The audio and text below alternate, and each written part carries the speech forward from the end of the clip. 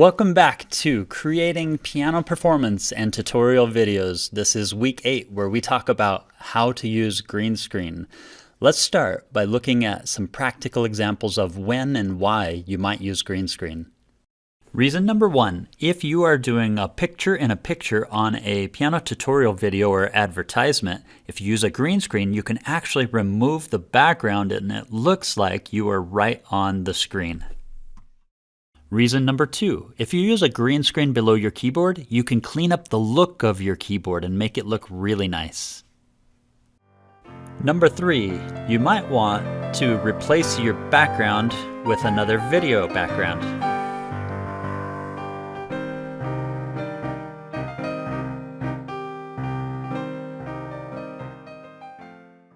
And reason number 4, what if you want to play in a band with yourself? You can really have a lot of fun with your students with this one. You see, you can't have one person play 2 instruments at the same time, unless you use a green screen. Let's talk about the 7 steps you will need to get started using a green screen. Step number 1, buy the right green screen. Step number 2, set up your green screen correctly. Step number 3, set up the lighting correctly.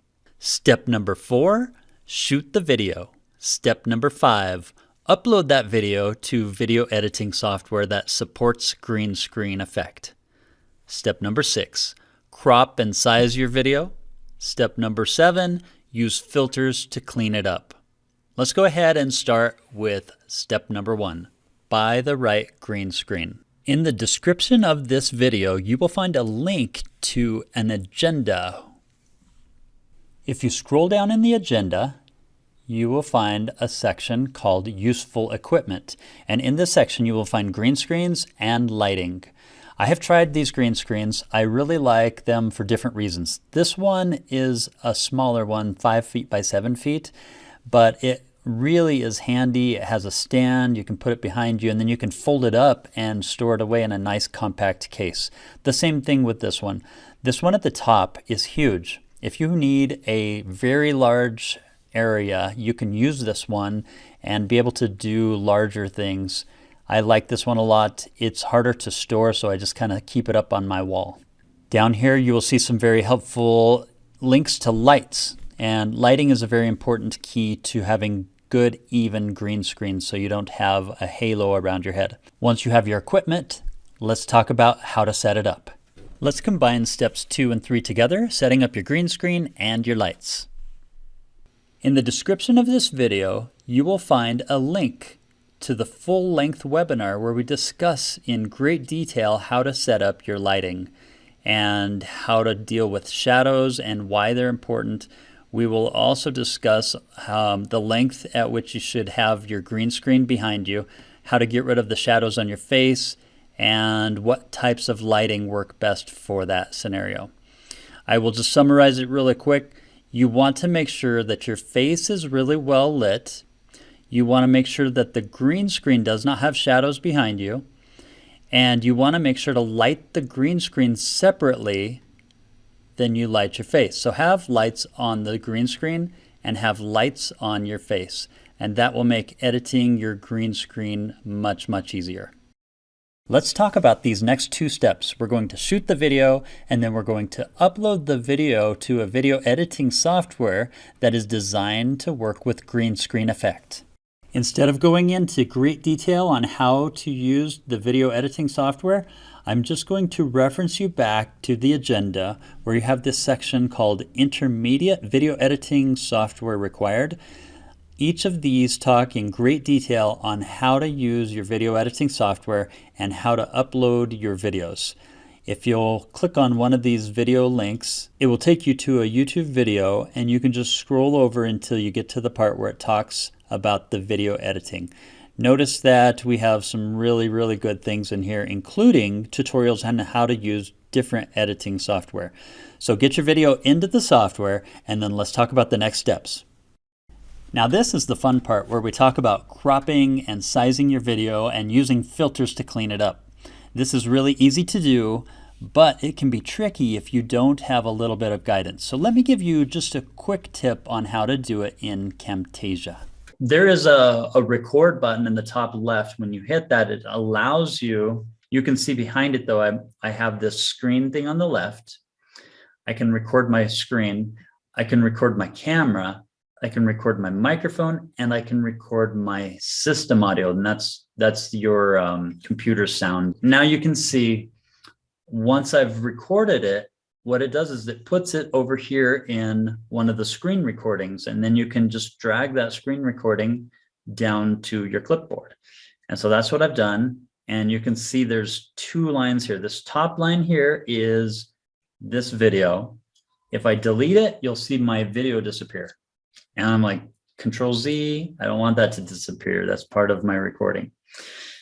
The one below this is actually my screen. So if I delete this, you'll see my screen capture is gone. So now you can see my screen capture, and you can also see my my video. What's really cool about Camtasia is these are independent.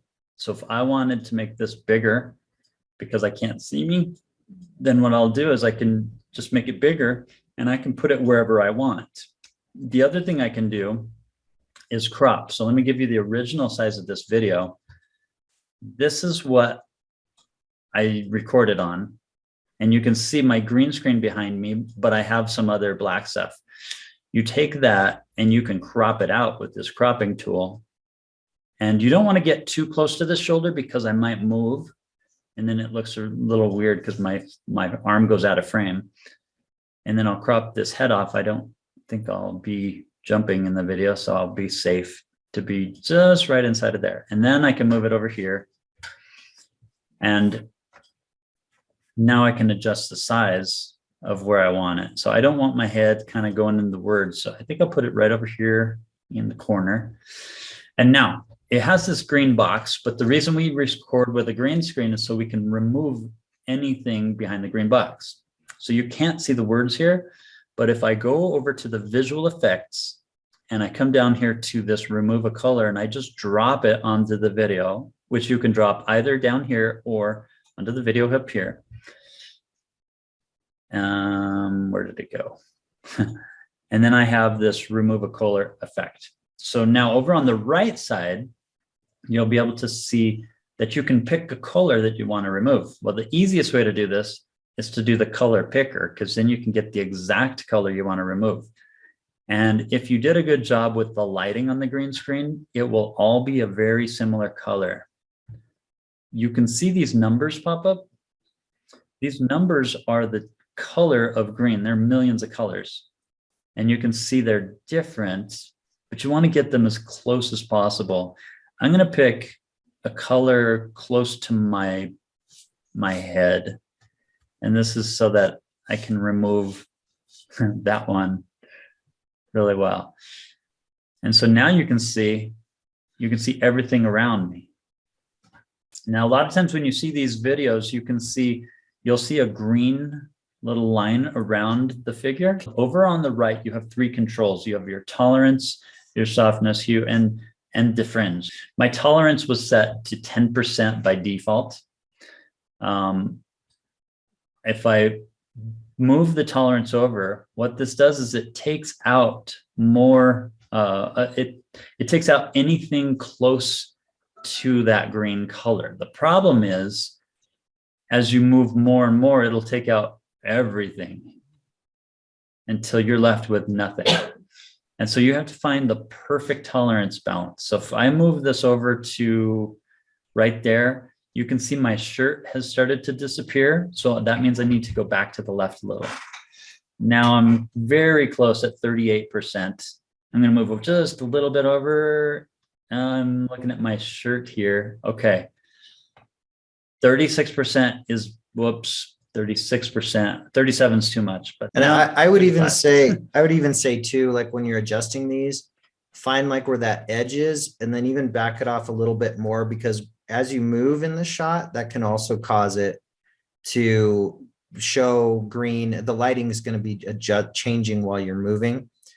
So sometimes if you want to back that effect off just a little bit, once you found where that edge is, that makes sense. Also, just a quick side note. We're showing you guys how to do this in Camtasia, but the process of doing this in other programs like Final Cut or Adobe Premiere is going to be very similar to what Aaron's showing you right now. If you were wondering how we did that band project, well, let me tell you, we're not going to reveal that this week, but we will show you next week when we do our final week on the Creating Piano Performance and Tutorial Videos workshop. We hope you've enjoyed week number 8 with green screen and hope you look forward to week 9 with project-based learning. We'll see you then. In the meantime, keep creating those videos.